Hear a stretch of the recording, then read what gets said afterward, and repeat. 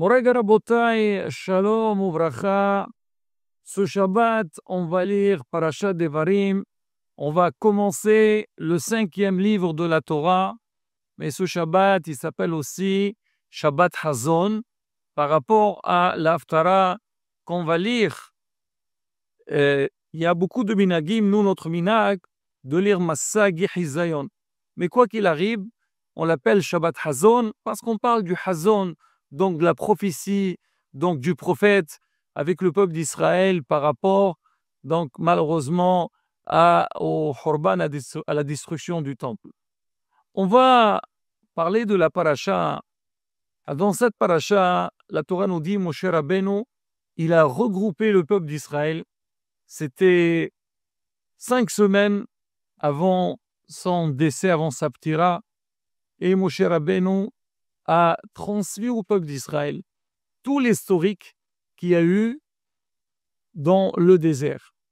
Rachi sur place, il dit que Moshe Rabbeinu, il a eu une manière, il a transmis d'une manière très intelligente et très pédagogique pour le peuple d'Israël et prêt à l'écouter et s'améliorer. Alors nous aussi, on dit que si on regarde bien la manière dans laquelle Moshe Rabbeinu a parlé, c'est un grand message pour nous aujourd'hui. Comment, pour l'éducation de nos enfants, pour tout responsable qui il a besoin, il s'adresse à, que ce soit à ses élèves, à ses fidèles. Donc, il y a une manière de transmettre pour que Bezrat Hashem, son message, il passe. On va essayer de prendre quelques exemples de la paracha que Moshe Rabbeinu il a utilisé pour transmettre, et nous aussi, Bezrat Hashem, donc on apprendra à faire la même chose.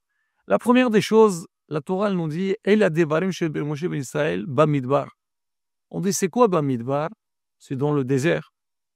Mais Hachamim, ils disent, il faut savoir, quand tu veux réprimander, fais attention, jamais réprimander en public. Tu prends le désert, donc on vient sur le côté, un endroit où il n'y a pas beaucoup de monde. Parce que quand tu vas venir réprimander une personne, tu le vois faire une bêtise, et toi tu commences à lui taper dessus, lui faire de la morale, il ne sera jamais prêt à t'écouter. Au contraire, il va essayer de se justifier. Pourquoi?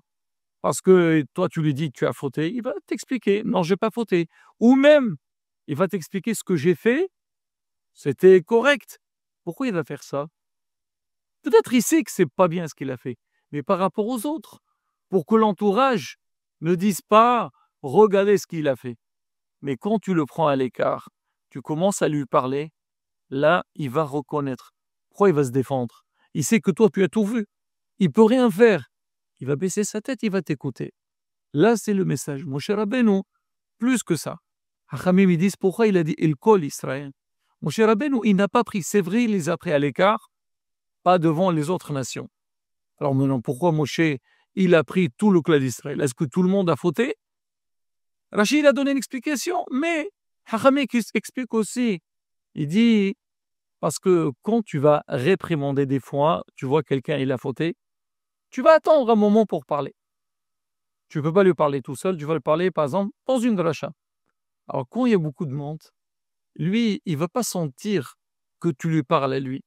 Il va comprendre que ça le concerne, mais il va dire, le rab, il est en train de parler, le prof, il est en train de parler, il parle à tout le monde. Et moi, j'ai compris ce qu'il a dit, c'est pas bien, et je vais me corriger. Mais si tu le vises, tu dis c'est pas bon, là, il va nier, il va pas vouloir t'écouter. Plus que ça.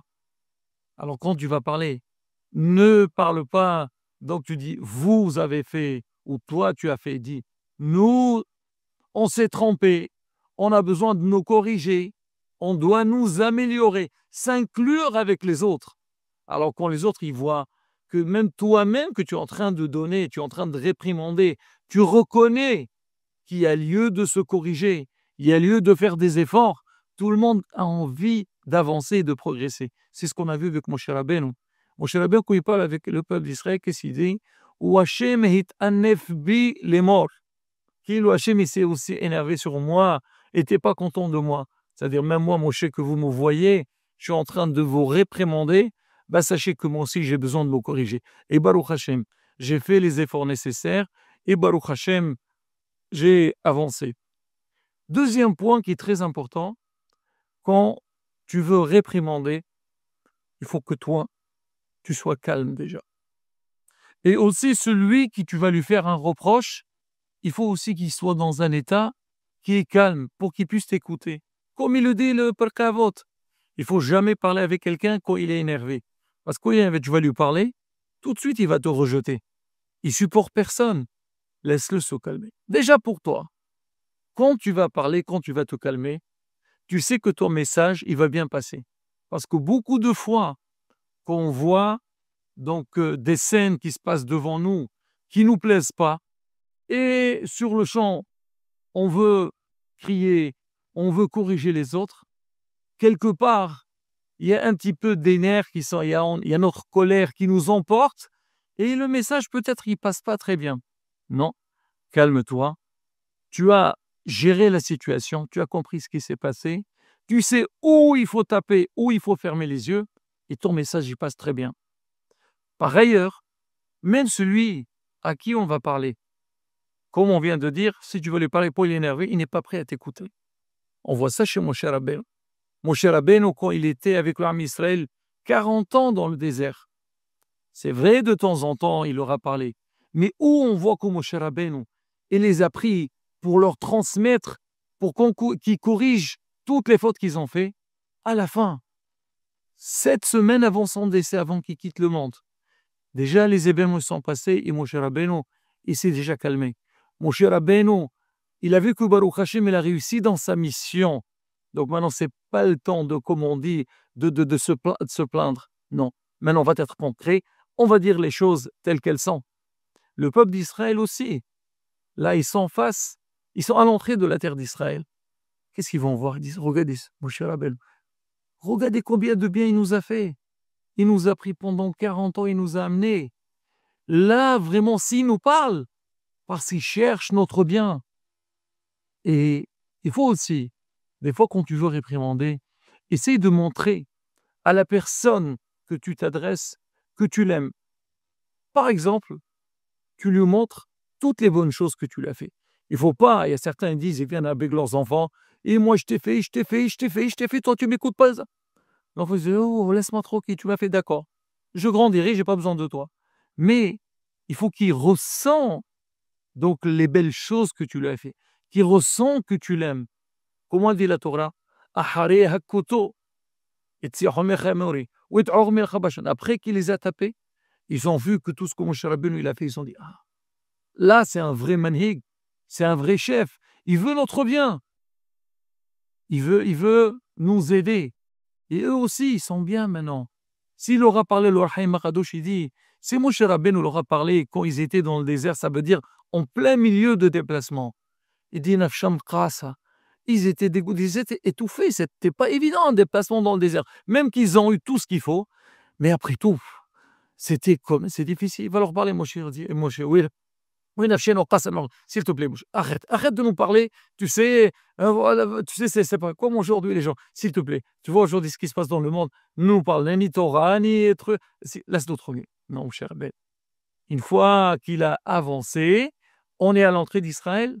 Là, ils sont prêts à l'écouter.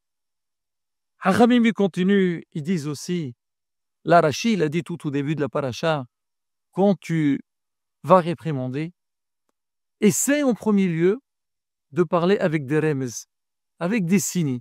N'attaque pas derrière. Tu dis, toi, vous avez fait le veau d'or. Vous étiez contrarié pour la main qu'on vous a donnée, sur l'eau, sur le limragli. Non. Fais un remez. Il dit, oui, dit Zahav. Au début de la paracha, on voit des noms. Il y a des noms, il parle des endroits qu'ils ont fauté. Moshe, il ne parle pas de la faute. Il fait signe à l'endroit qui a eu la faute. Moi, je dis le signe, toi, tu vas comprendre. Oui, il y a eu telle et telle chose. Ou tu fais signe. On m'a dit, Zahab, ma'asé un aigel. Eux, ils sont intelligents, ils sont hacham. Ils ont vu en toi quelqu'un qui cherche leur bien et ils sont prêts à t'écouter. Mais faire très attention. Quand tu vas parler, Le Cheikh Akadosh, il dit, c'est vrai, tu dois faire des signes. Et ça arrive aussi des fois, même avec les enfants, ou même avec les fidèles à la synagogue. Toi, tu dis, bon, je veux pas attaquer très fort, je veux faire des signes. Tu essaies de voir. Si avec les signes, celui qui t'entend, il a compris, et tu vois qu'il a envie d'améliorer, arrête-toi là. N'avance pas. Ne l'embête pas plus. Parce qu'il a compris, il va avancer, et lui-même va venir vers toi pour que toi, tu l'aides comment avancer. Mais si tu vois, tu as fini, et tu as fait des signes, genre, c'est pas un exemple, ne pas parler à la synagogue, tu n'as pas dit, celui qui parle, Hachem Ishmor, c'est très grave, il y a un grand péché. Tu parles d'une petite histoire. Et tu as fini ton discours, il continue à parler. Là, il parle encore. Alors, là, tu peux taper. Pourquoi? Parce que ça ne marche pas avec lui. Le remez, ça ne marche pas. Mais pour commencer, il faut avec un remez, avec la douceur, indirectement. Et encore un point très important, la bataille, c'est quand tu veux réprimander à quelqu'un, ne le casse pas. Ne viens pas en premier tout de suite. Mais toi, tu vaux rien, toi. Chez Mishmor, toi, alors allez, non. Ça arrive, on voit, tu es un nul. Tu sais pas ce que tu fais. Tu me fais honte devant les autres. Si là, tu l'as blâmé, tu l'as cassé, comment tu veux qu'il se relève? Ça, il te dit, moi, de toute façon, je vaux rien. Hein, tu sais, tout ce que je ferai, ça, jamais ça va te plaire. Mais commence, comme on dit avec doute. Remonte-lui ça, le moral. On avait avec Moshe Rabbeinu. Moshe parle avec Israël, il va les réprimander. Qu'est-ce qu'il dit? Hachem, Yosef, Alechem, Kachem, et les Péamim. Oui, va mais des brachot de folie. Les gens, ils payent beaucoup d'argent pour mériter ces brachot-là. Renatati, regardez tout ce que j'ai donné. Ah, tu les as mis en valeur, tu les as bénis. Ah, ils ont vu que tu cherches leur bien. Là, ils sont prêts à t'écouter. Ça, c'est très important. La chose, c'est que montre-lui des fois, même si c'est pas vraiment ta faute, comme Baran Hida, il dit c'est quoi Bamidbar, le mot Bamidbar? Bamidbar, un rappel pour le règle. Enfin, Moshe Rabbeinu va leur dire, vous savez, je comprends, vous savez pourquoi vous avez fait le règle? Parce que vous étiez dans des conditions très difficiles. Et en fait, quelqu'un d'autre, il aurait fait la même chose. C'est-à-dire, quelque part, faut pas trop culpabiliser la personne. Donne-lui l'impression que toi, tu le comprends et c'est pas vraiment de sa faute. Et lui, il va être hacham. Il va dire, tu vois comment il regarde? À la prochaine fois, je ne veux pas le décevoir. Et bien, Zatachem, je ferai le nécessaire. Et si Dieu veut, il sera très satisfait de moi. Et là, Rabotai, ça, c'est quelques points que nos sages, ils ont sortis de la parole de Moshe Rabbeinu avec l'armée Israël. Et ça, Bémet, c'est un grand message pour nous.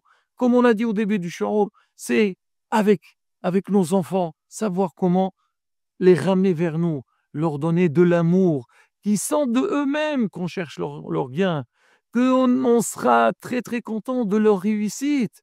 Et même des fois, quand ils ont fauté, pas tout de suite taper. Essaye, allez, viens, on va essayer une autre fois. Et bien, Zrat Hashem, quand on va dans ce sens-là, on fait les efforts nécessaires, on essaie de nous mettre dans des conditions que l'homme il a envie d'avancer, de progression vers Bezrat Hashem, une grande réussite. Et Ratson, que Yashem Azar ne veut que qu'on puisse, comme on a dit, nous améliorer, progresser dans Avoda Ben Adam Havero, Ben Adam Lamakom, Viniski la Golesh Lima B'mira B'yamenu. Amen, Kerason. Shabbat, Shalom, Umvorach.